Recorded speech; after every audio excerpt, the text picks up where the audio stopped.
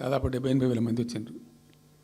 ఆ మీటింగ్లో నాకు బాగా కోపం వచ్చి, ఏమయ్యా చంద్రబాబు నాయుడు, అప్పటికి ఏంటంటే కర్ణాటకకి కొంత ముంపు ప్రాంతం ఏమిటి, దూరాల ప్రాజెక్టులో ఏంటంటే కొద్ది ముంపు ప్రాంతం కర్ణాటక రాష్ట్రంలో ఉంటుంది.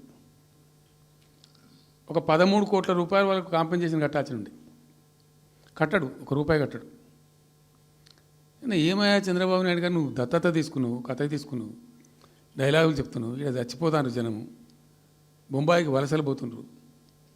ఇటువంటి పరిస్థితులలో కూడా కర్ణాటకకు డబ్బులు కట్టడానికి డబ్బులు లేవా? ఇదేనా సమైక్య రాష్ట్రంలో సమగ్ర అభివృద్ధి అంటే?